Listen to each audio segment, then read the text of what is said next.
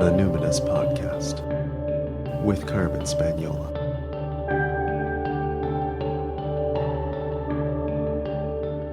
Hi there, and welcome to the Numinous Podcast, where we have interesting conversation with everyday folks about the mystery of life. This podcast is a complement to the Numinous School, my online intuition development program for people who want their self-awareness to serve a greater good. I'm your host, Carmen Spaniola, and today on the podcast I'm speaking with Nina Hirlaender.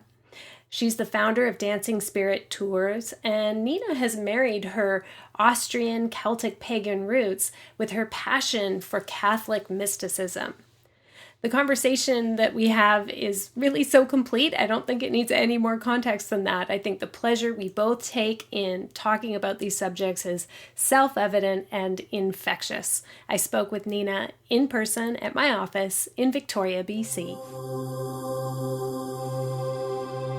So Nina, what identities do you lead with?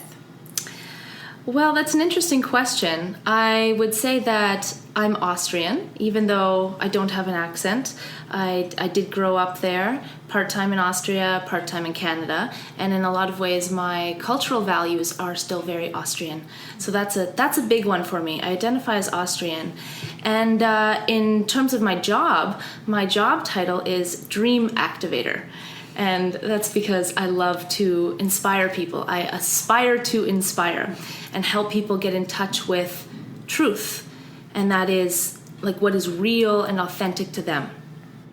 And so, it's easy to get lost in the identities of the world. And so in terms of my own identity, I like to think of myself as a person who is striving to be humble and authentic. We move through our days and lose touch with that fact that we are just these small, temporary beings, interdependent on one another. And I think as much as possible, I try to remember that and identify with that so that my ego doesn't grab a hold of me and start thinking of myself as, all sorts of other things that are temporary. I try to look to the eternal as much as possible. Okay, so I'm very intrigued by Austrian. When you say my cultural values are Austrian, I have no idea what you mean by that. So I'm very curious about what does that look like? And if you grew up there, how did that influence your spirituality? What was your spiritual upbringing like? Yeah. Well, I grew up part-time in Austria, part-time in Canada. Austria, by contrast to Canadian values, is very much more family-focused. We have larger extended families, often living in the same household, very community-based, very socialist country.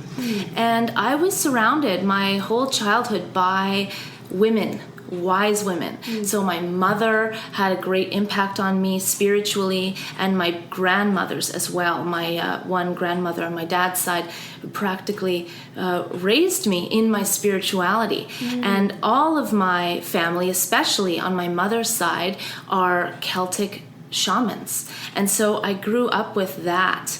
And it was very hard to adjust when coming to Canada. During my youth, between the ages of 9 to 12, that time when especially young women are very psychically sensitive, very emotionally empathetic to spirit, the unseen world really had a very tangible quality to it, much more so than the physical one. And that's something that I think is very common for children. They make believe all the time, and it can be often written off as just pretend, get back down to the rational world, you gotta grow up now. And I was lucky in that way because my mom and my grandmothers really encouraged me not to shut that out, that's actually where the real truth of who I am resides. And so I was very in touch with that. And that sort of defines the spiritual values of Austrian culture, I would say. And, Austria is really the cradle of Celtic civilization. Even before they went over to the UK, we think about Celts, we think about England and Scotland and Ireland, and in many ways the much older version of that tradition comes from the area and the land where I'm from. So this is the indigenous spirituality there, even though today a lot of Christianity is there overlapping these shamanic values as well. But intrinsic in the cultural fabric is this sense of community and of spirit, and everything being alive with spirit. So kind of like the immanence where spirit can be found in land masses and in different elements, whether it's like rocks and air and stuff like that, I would imagine. So I really appreciate the sort of the little history lesson, because it's true that I think like I identify as a fifth generation settler in Canada of Scottish descent. And so of course when I'm learning about the pagan Celts, I'm thinking much more about the Scots and the Gaels and all that sort of thing. So it's very interesting. Can you trace back, like did the Celts move with, like, after the Romans or something like that, or prior? Like how did it go? How did it migrate there? Well, Celtic is an interesting term for Indo-European cultures, is a more sort of academically appropriate term. A lot of scholars today talk about the Celts as, you know, the very, it's almost like a non-tradition, because it's referred to as it's a linguistic tradition, really. So this is how they know where Celts and Indo-Europeans came from. Originally, of course, from the Indian area, and then migrating over through the Middle East and into Europe. And so they can tell because there's a spread of different linguistic roots. And what you mentioned about the Roman Empire, in terms of when were they, how did they get over there to the islands? Being on the islands, they are sheltered. So a lot of those indigenous spiritual practices were maintained there, but those things were actually widespread all throughout Europe once upon a time. Okay. Yeah. Okay, so that's super interesting, because when we think of shamanism as a Canadian, I think of First Nations and indigenous, like North American, Native Americans. So what you're talking about, though, is an earth-based spirituality and kind of the sense of being interwoven, not just with the community, but also with the earth. So have I got you there? That shamanism in this context, we're talking about, this isn't medicine wheel stuff. This is like, it's earth-based. It's the spiritual practice of the actual land where they're from. Exactly. Is that right? Okay. Yes. And there's a lot of similarities between the indigenous populations and spiritual traditions of North America and of Europe, and all throughout the world, actually. The parallels are absolutely fascinating in terms of, you know, the Celts have their own kind of medicine wheel. And a lot of what we know about the Celtic traditions are reconstructions of what has been written about them by the Romans. And so, of course, you'd be very interested in this kind of stuff, because there's that flavor of assimilation, even in the way that the Romans wrote about the Celts. So now, these days, we know much more about Celtic history than we did, 1,000 years ago, even, because with archaeology and with the modern sort of scientific approach to evaluating our history as humans, we can uncover the real truths. And so we're finding all sorts of things all the time. And the shamanic traditions of the world are particular, I think, treasure troves of wisdom today, because these indigenous people, whether it's in North America or Europe, they survived and they lived for thousands of years among ice ages and wild animals and this intense weather periods. And they had to discover community and education and healing in this harsh environment. And so there's this almost lost lore of Germanic, sort of pan-Germanic shamanism that's really rich with the spirit of the land, like you were talking about, and including angels. There's angels in the shamanic traditions of Europe, and faeries. And I don't mean like little Tinkerbell. I mean like, nature spirits, the spirits that animate trees, and the divas. And I grew up with those folk tales and formed a deep relationship to animals and animal spirits, like similar to North American spirituality, sort of the indigenous spirituality of totems. That's very much the case in Celtic shamanism as well. And sort of visionary and lucid dreaming and shamanic journeying to drum beats. Yeah. So was that part of your practice growing up then? It with was. Your grandma and your, oh my gosh. It was amazing. I have this memory of my grandma and I being in the garden in the yard of our house, and in that house, side note, in that house it's been like 4 generations of my family living in that house, living on that land, all on, passed through the mother side of the lineage, and so it's all through the female side, which is absolutely, I think, totally amazing. Is this common in Austria, that there's a matrilineal tradition? Yeah, there is. And it kind of goes both ways. It's interesting because Catholicism is rooted deeply there, but so is that earlier shamanism. And so there's this beautiful harmony and balance of the Divine Father and the Divine Mother. And that's I think, very healthy. And I have this memory of being in the garden with my grandmother, drumming, sitting in the really, really tall flowers and grasses. And of course, I was much smaller, so maybe it just appeared to be way taller than it really was. But we would be drumming, and she would teach me how to see faeries, how to see the life essence in every flower, in every blade of grass, in every stone. And we'd have this little hedgehog. There's all sorts of wild hedgehogs in Austria, which is really interesting. It's like raccoons here, but hedgehogs. And they're not quite as vicious, of course. They're very sweet. And I had this lovely hedgehog friend come over to play with me, and that's one of my spirit animals, the hedgehog. The soft belly against Mother Earth at all times. And this practice of boundaries with the hedgehog, as the hedgehog has these spikes, right? And it can be used aggressively, or it can learn how to differentiate between the self and the world, and how to use personal power responsibly. Wow. And so all of this is the kind of stuff that was very deeply ingrained in me when I was a child. Okay, so you brought up Catholicism as also being quite, I don't want to say rooted, that doesn't feel quite right, but well established in Austria, and you, as far as I can tell from what I know of you, identify quite strongly as Catholic. So I wonder, well, first of all, I'm curious, what would your grandmother say? Yeah, I know, right? But how did that happen? Yeah, it's that's a really interesting story, because often I think it is the other way around. I hear a lot of people growing up with Christian lineage and then opening up to a kind of more earth-based spirituality. But for me, it was a bit of the opposite.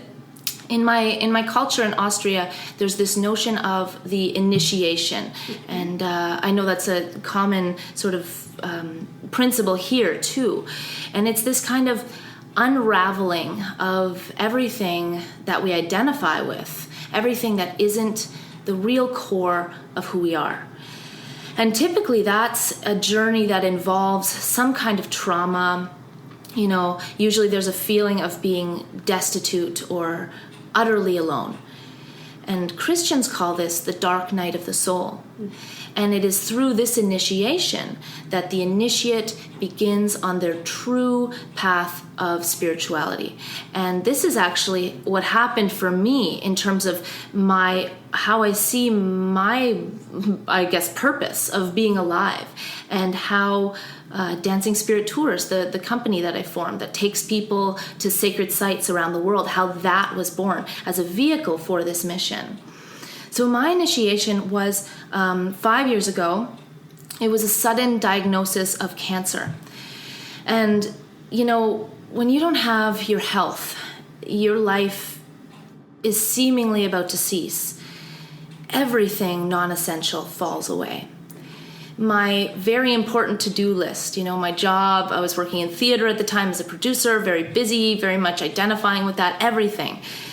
It was a really beautiful thing that happened when I realized that I had been defining myself by all these things that are temporary, my goals and my personality, my friends, my family even.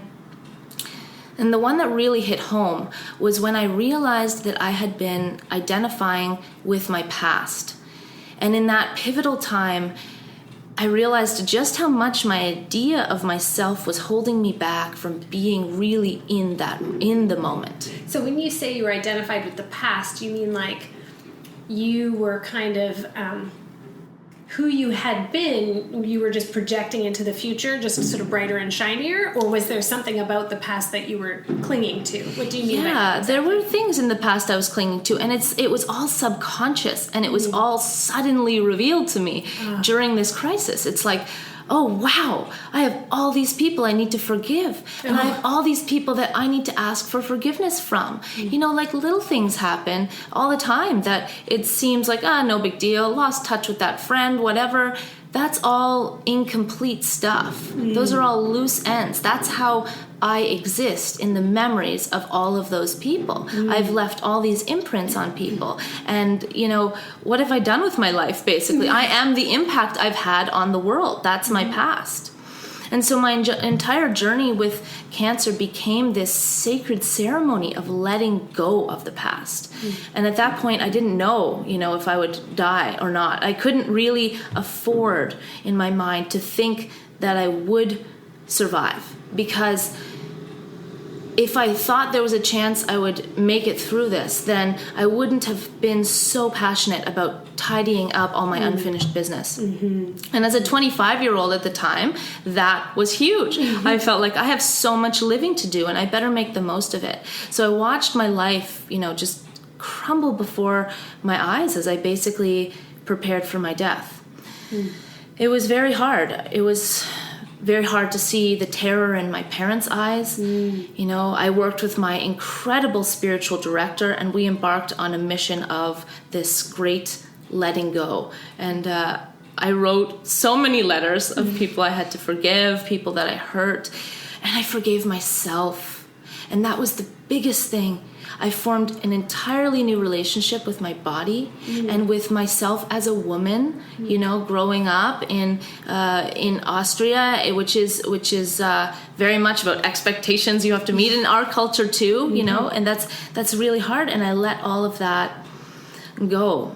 Did you need to forgive your body for getting cancer or something else? Oh, that's so interesting that you say that.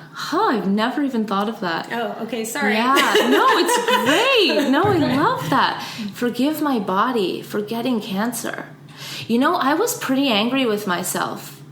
I was angry because I do think that illness is a manifestation of the things that are out of balance psychically, spiritually, emotionally. And I think that I attributed my cancer to the things the unfinished business that I had, that I'd been carrying around. Because cancer is an overproduction, right, of cells that just keep copying themselves, that are not useful, that end up being invasive. And that's really how my life was running. My life was a cancer. I was being so overly productive. I call myself a recovering A-type personality because it's you know, I needed that part of me to die. And there's this beautiful quote by my favorite saint, St. Francis of Assisi. He says that it is in dying that we are born to eternal life. And he doesn't mean physical death here. He means the death of the ego. You know, it's about realizing that all things fall away. And this is what poverty means, the poverty of being human. There's so many of these great mystics and teachers and healers that live in poverty, physical, material poverty, and spiritual poverty as well.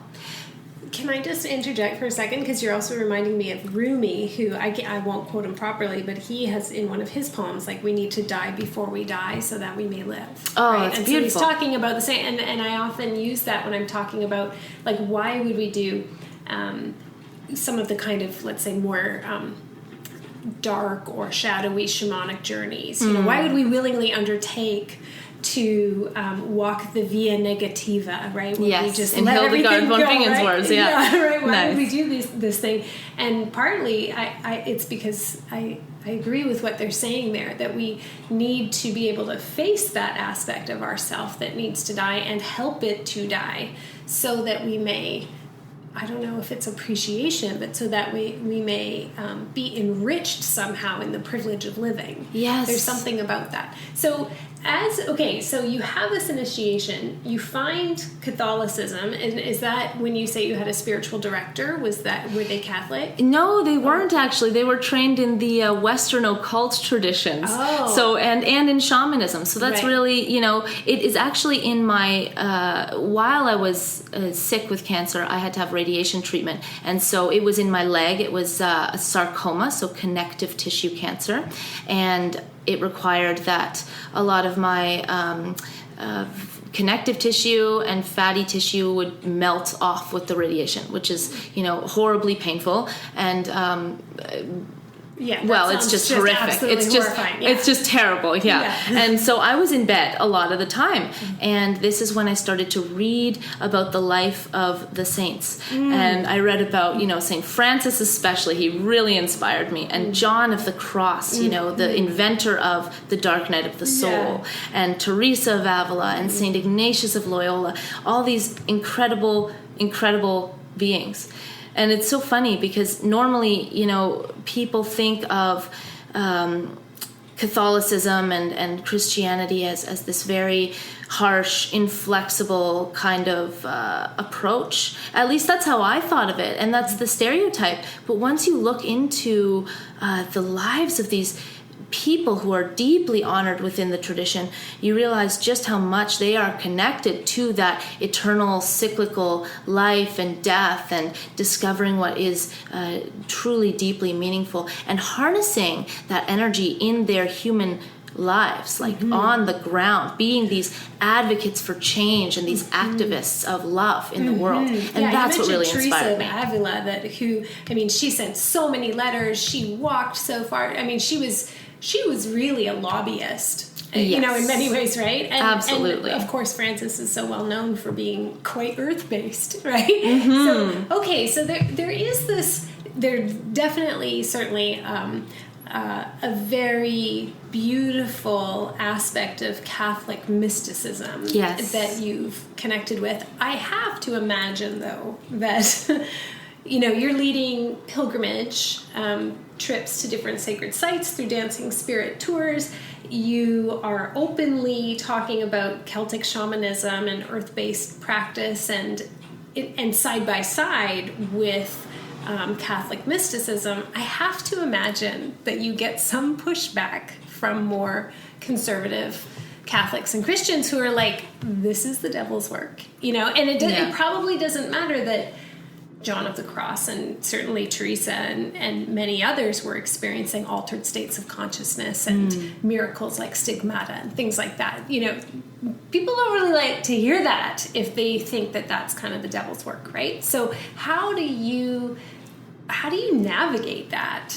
This kind of, maybe it's political or maybe it's ideological, but how do you marry the Celtic shamanism with the Catholic mysticism? Interesting question.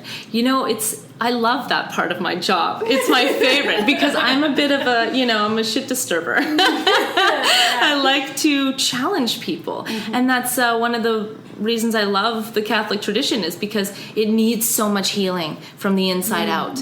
And, I think you might be surprised the amount of people that are very open to listening about shamanism and about earth-based spirituality and about the goddess, because, of course, in Catholicism, we have the Marian tradition, the maiden mother crone of European indigenous shamanism grew into this beautiful ceremony of the goddess throughout the Middle Ages. And that's still strongly rooted. The type of Christianity that's rooted in Europe, mainly Catholicism, does actually incorporate a lot of these earlier spiritual traditions just intrinsically. So it's not as hard to hear about them as you might think. I think there's a difference when I'm speaking to Protestant groups, total pushback. But in the Catholic communities, not so much. It's interesting. Sometimes, though, there is, I'm challenged. I was speaking to the Archbishop of Chartres Cathedral, one of the great medieval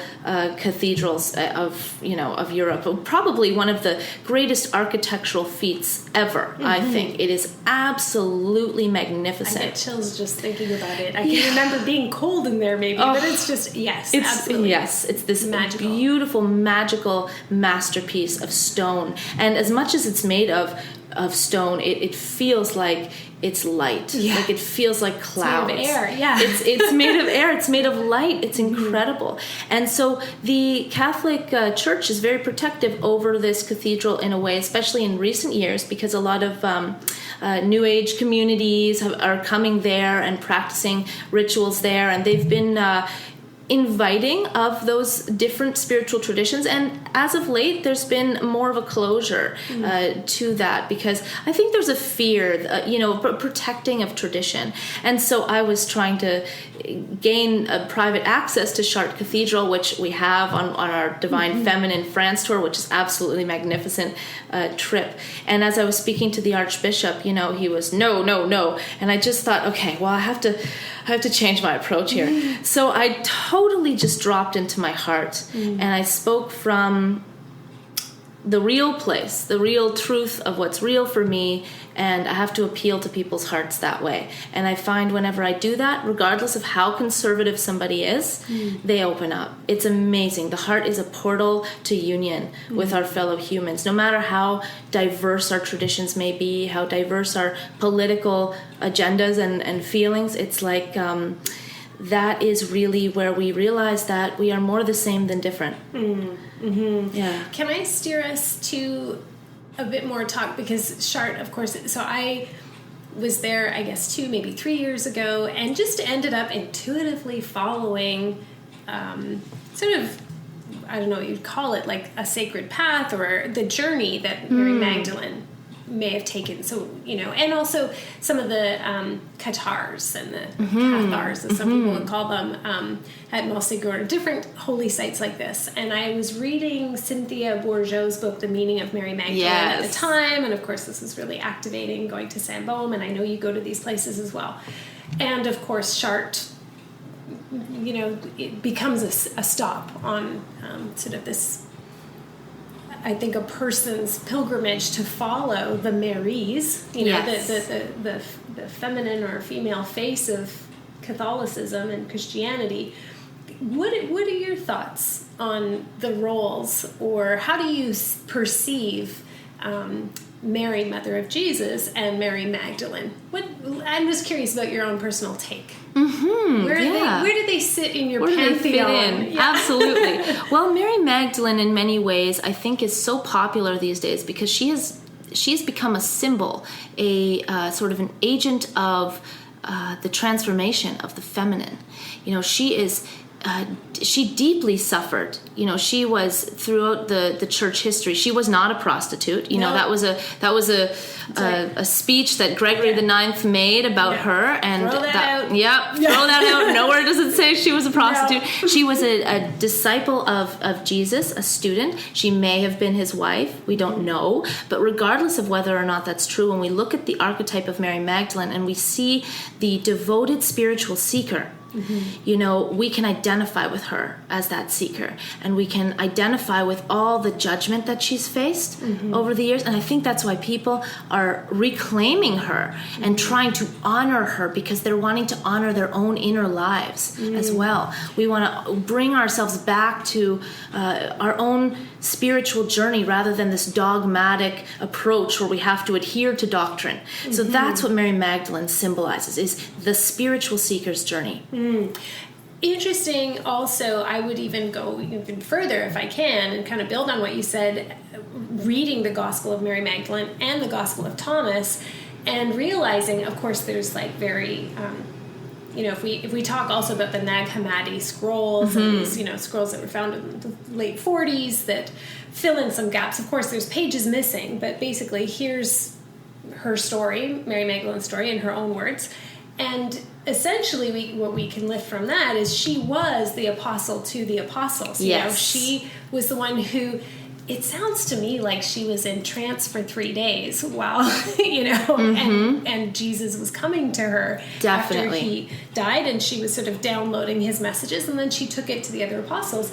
And so I always think of her as sort of the symbol of, now, anybody who listens to the podcast at all knows that I tend to stay away from, like, gender stuff. I tend not to talk about the masculine and the feminine. That said, there's something about even female biology that would inform us and tell us that women are about performing the miracle of transformation. Yes. So we can bring forth other humans Yes. from our bodies, not just female, but also male. Yeah. We can bleed every month and not die. We can provide food from our body. So obviously there's something about that. And so it makes sense that we would have sort of, let's call it quote unquote special knowledge.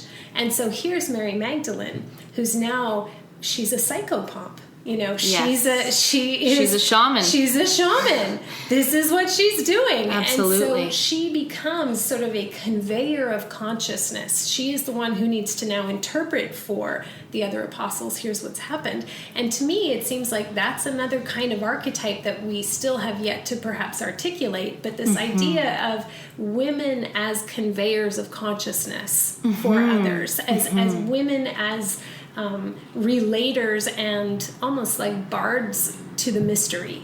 Yes. Which I think is what she was. Absolutely. I think that's what she says to me anyway. And She's often known as the founder of Christianity, right along with Peter and Paul. These three figures, Peter, Paul, and Mary Magdalene. Oh my gosh. It's only just coming to me now. Yeah, because she holds the whole feminine wisdom tradition, and she was really the first person, I think, there's good evidence to suggest she was one of the first people to really pursue and activate and inspire the apostles. They were all exhausted, they were tired, they were scared after Jesus died and fighting. Yep, they thought, okay, well, time to give up. He's dead, we're gone, what are we going to do now? Yeah. And Judea became a very dangerous place to stay after the crucifixion. And so Mary Magdalene initiated this journey with 72 apostles, sailing across the Mediterranean, landing on the shores of France, and she really gave the speech to end all speeches about inspiring people to go 2 by 2, follow Jesus' message, and preach the word of love. This wasn't about conversion. Right. This was about, there's this word anthropos, which means to become fully human. And this is something that she talks about in her Gospels, and that is mentioned in the Gospel of Thomas and in various places in the Gnostic text as something that Jesus was really all about, which is this marriage of the masculine and feminine, and not necessarily in terms of these gender identities, but just this quality of the yin and the yang, the quality of receptivity and the quality of a more active, directive kind of energy in the world. And that's what made Jesus such an effective change maker. He had this beautiful blend of this receptive, loving, compassionate, generous, forgiving state, all these qualities that you might attribute to the feminine receptivity. And he also, was... Flip those tables! Yeah, I was just thinking that. He flipped those tables, and he laid down the law in terms of what is right here, what is just, and when that justice is rooted in the heart of love, then you are unstoppable. And Mary Magdalene kept that tradition going, I think. She really fought for that after Jesus passed away, resurrected, and ascended. Yeah. So what then I'm curious about the nuts and bolts of this then, of like a day in the life of Nina and her spiritual practice. Maybe not a day in the life, but I just mean, so with this beautiful combination, these two sort of woven paths that are so lovely and integrated in your life, like what kinds of observances are most meaningful to you? What kind of ritual and ceremony make up your spiritual practice? Yeah, great question. Well, it's funny. I really do feel sometimes like I live in two worlds, or two versions of the same world. I follow the Celtic wheel of the year, with all the 8 sort of celebrational times, Beltane and Yule, and the equinoxes and the solstices, basically. And I do different rituals around that, mostly on my own, or there's groups around town that do these reconstructive ceremonies, and those are lovely to participate in, just as a form of celebrating the earth and really getting in touch with the natural cycles. But then I also I go to church every Sunday, and I take the Eucharist, and I sort of try to reach back into these early Christian sort of Christ consciousness traditions and infuse my own experience in church today with that knowledge of that history and that meaning. And so sometimes I feel like I'm in my own little world in church next to people who are celebrating the same thing, but they might be celebrating in a different way. So one of the most attractive things for me about Catholicism is the enthusiastic passion for service to humanity and this kind of no-nonsense approach to morality. And so, while my values are a lot more liberal than the mainstream Catholics, I would say that the kind of no-nonsense approach and this aspiration to service, it really is useful and practical today, because we live in this very egocentric, self-entitled sort of me culture. And I make my main spiritual practice all about keeping myself accountable and keeping that moral compass strong, which is a very Catholic thing to do. It can be something, as small as like owning up to when I was, snarky in a bad mood and kind of said something mean to somebody, or like even just, I just want to be as real as possible and make sure that my impact in the world is as loving and compassionate as possible. So I read the lives of the saints, and I'm constantly aspiring to be more like them and be more like Jesus's example as well. Although it's hard to compare oneself to Jesus because of all the dogma that's been wrapped up around that. Yeah. And so that's my main spiritual practice, being a better person and serving others. It's really quite simple. It's all about compassion and service. How do you manage your more liberal values? Like, how do you handle the patriarchy and the church? Oh man, how does anyone handle the patriarchy? I have my amazing close girlfriends who I yell and scream and rage to, as I'm sure you do too, like, this happened and roar, and I don't know. Sometimes I'm really at a loss. I think I surround myself with strong women, who encourage me. And men as well, allies, right? But in terms of the patriarchy, in terms of, I try to take care of myself and just as much as possible identify with the eternal. And that keeps me going in the face of the things that are totally unfair and the things about the church that I don't like. I don't like most things about the Catholic Church, but I'm committed to the path because I think it's a powerful thing to do for me. I feel drawn. I can't quite explain it, but I like what you said about how it's a place that needs so much healing. Oh, yeah. So it's, what's that other quote that, it's like some people see trouble and walk to the center of it. Yes, that's me. That's you too, right? Totally, yeah. Well, and we are the people who really, we see that and we have the power to make that change. Everyone does, but it's a lot more powerful not to avoid it. We gotta walk into that fire. Yeah. So then, I imagine, and I mean, you shared your beautiful story, your initiation story around cancer, but you've used the word rage. I'm curious about how you understand and cope with grief and rage. I mean, we all, anybody listening to this podcast knows all about knows about turning to God and turning it over and let go and all that stuff. But like in the real dark hours, what's your relationship like with grief and rage? Yeah, I love grief. I know that sounds crazy. Well, probably not to you. But it is truly the most powerful agent of change. It is in the sorrow that we break open and we allow the love to flow in.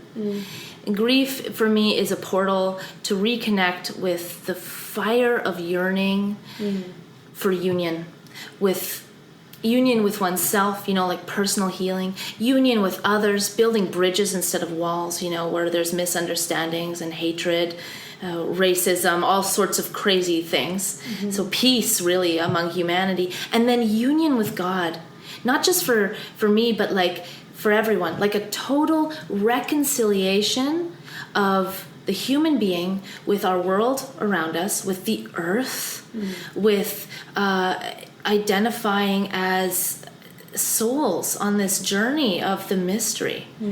So grief draws me into that. And there's so much needless anguish in the world, so much separation and suffering. I think people forget. I mean, it's so funny that we forget. We feel separate. We feel alone when we're wrapped up in, what Christians call the world, right? Our distractions, our egos. Even for many religious or spiritual people, God becomes a theory in those times of grief.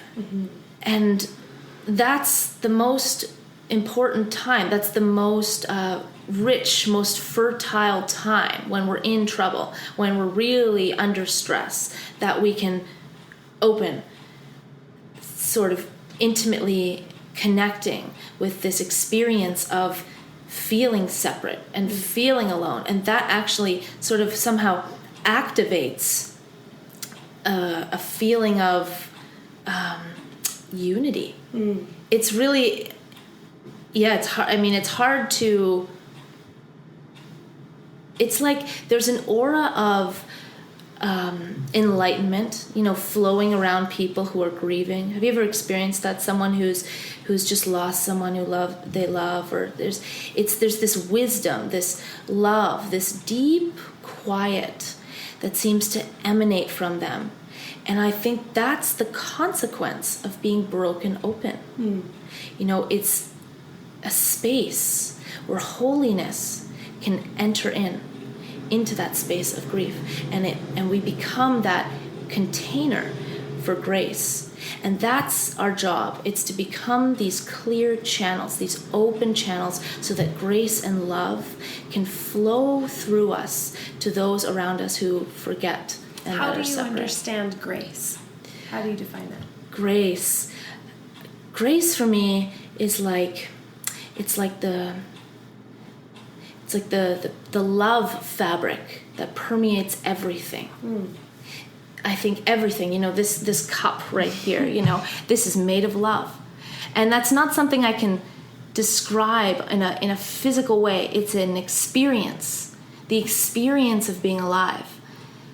Grace, it's like we live in a world full of grace. It's right in front of us all the time. It's this energy of spirit that makes up everything that is matter, everything from spirit to matter, like all the way down the chain of manifestation.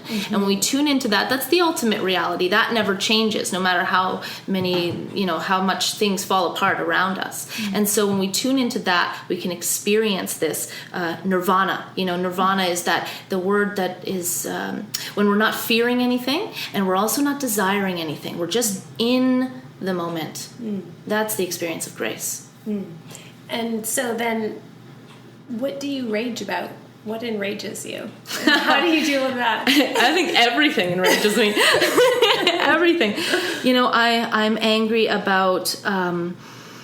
angry isn't really a word, actually, that I should use. Rage is something different. It's much more powerful. Rage is like anger applied. Yeah, right?